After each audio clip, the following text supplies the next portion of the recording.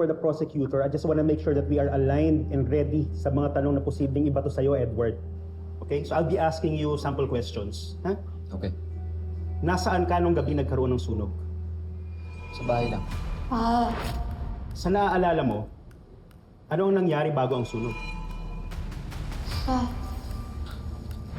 I remember I was very upset that night.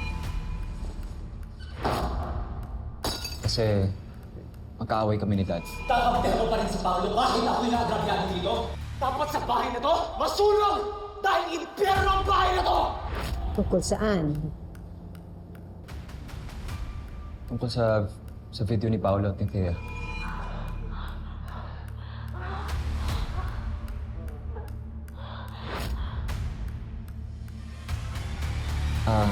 Anyway, uminom ako ng alak. Pero nakatulog naman ako agad kasi tinamaan ako agad ng alak. May makakapagpatunay ba niyan? Diyos ko! Sir Edward! Anong ginawa mo? Ako lang maglilinis dito. No. Just leave it like that. Manang Yoli. Baka may makakita. Then let him see it. Nakita niya ako pumasok sa kwarto.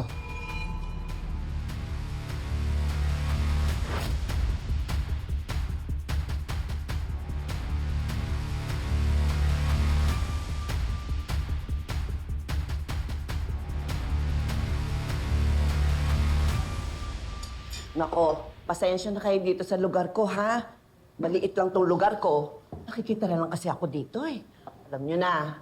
Pero ayos na rin yun, Manang. At least hindi nyo na ho kailangan pang magtagal dito. Lalo na ngayon na nalinis na yung pangalan nyo dahil kay Sir Edward. Uy, pero kawawa rin naman si Sir Edward. Kasi kung kailan naman nagkasakit si Ma'am Ashley, tsaka pa siya nakulong. Oo nga eh. Hindi kaya na-frame up lang din siya? Gaya nitong si Manang Yoli. Paano na-frame up? Ano, Manang? Baka kung may nanadya na naglagay nung relo ni Sir Edward dun sa ebidensya. Nako, kung sino man yung totoong nagsunog ng mansyon, sana lang talaga makonsensya siya.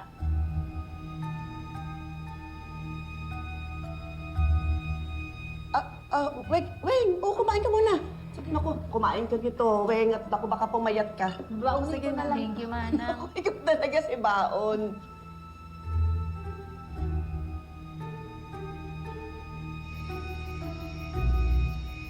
Akala ko talaga umuwi na siya sa probinsya eh. Buti na lang nandito pa pala siya sa Maynila. Eh, kasi baka hindi rin naman talaga makalayo si Manang Yoli kasi nga wanted siya. Pero salamat sa Diyos talaga, buti na lang ligtas siya.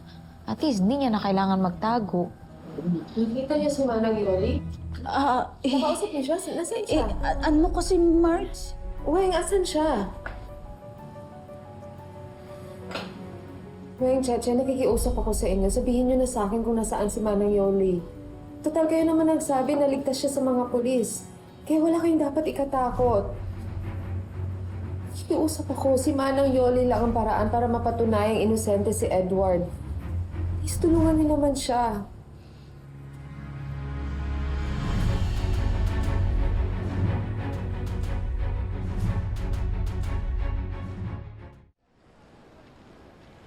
Mariing tinatanggi ng kliyente ko ang mga paratang na yan. Hindi siya guilty sa mga ganyang paratang. Inosente siya. You get through this, Pop.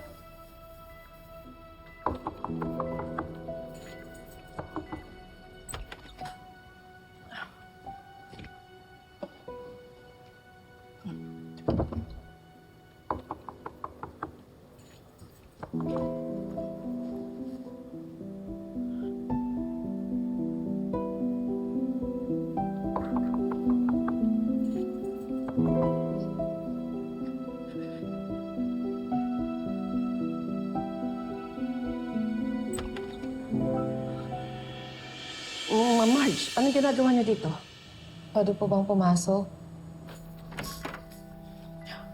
Ash, anong ginagawa mo dito?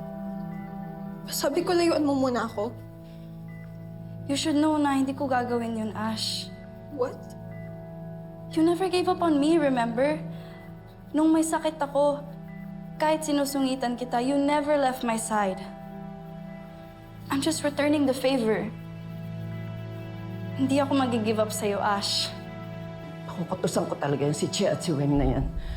Sinabihan ko na sila, huwag nilang sasabihin kahit kanino kung nasaan ako. Manang Yoli, wag ho kayong magalit sa kanila. Ako ho yung nagulit. Nandito ho ako dahil gusto kong makiusap sa inyo kung pwede ho magbigay kayo ng statement para sa preliminary investigation. Ang kwento ho sa akin ni Edward, nakita niyo raw siyang pumasok sa kwarto bago nangyari yung sunog. Yan lang ba ang pinunta mo rito? Nagsasayang ka lang ng oras sa pagod. Ayoko nang makialam sa mga torikampo. Kung galit talaga kayo sa mga Torrecampo, aminin niyo, naging mabait sa inyo si Edward, di ba? Hindi ko na problema yan. Baka kulit mo. Favor lang naman, cuz. Huwag mo naman ako i-push away. Kasi medyo mahina pa yung balance ko eh. And kung pwede lang, stop pushing Sander na i-pursue ako. Just because nakakalakad na ako and that we're close. Why not? Ikaw naman ang unang nagkagusto sa kanya, di ba? That was before, Ash. Pero hindi ko na gusto si Sander. Mas importante ka para sa akin. So please, just stop driving me away. Gusto niyo bang makulong si Edward na kahit alam niyong wala siyang kasalanan? Paano ka naman nakakasigurado na hindi siya nagsunog? Dahil kilala ko si Edward. Hindi niya magagawa yan sa anak niya. At kung gagawin din niya yan, sisiguraduhin niya na wala doon si Ashley. Manang Yoli, kung makikita niyo lang kung gaano nahihirapan si Edward ngayon sa nangyayari kay Ashley. Maniniwala kayo na hindi niya kayang manunog ng bahay na walang pakundangan na kahit may masaktan. Ayan ang pinto. Umalis ka na. Makakaalis ka na at huwag ka nang babalik. Anong ginagawa mo dito? Layuan mo ang anak ko. Baka mamaya kung anong virus pang makuha na sa'yo. Umalis ka na! Sige na! Sige na, umalis ka na!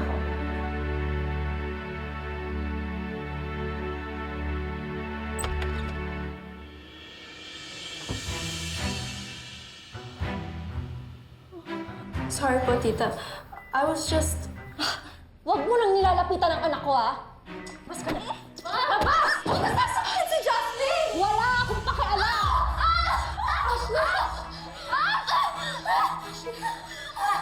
Layuan mo na ang anak ko! Hindi mo pa man nakikita kung anong ginawa mo! Okay, sorry. Ano okay? Ano kung may mangyari masama sa'yo, anak? Nurse! Nurse, we need help!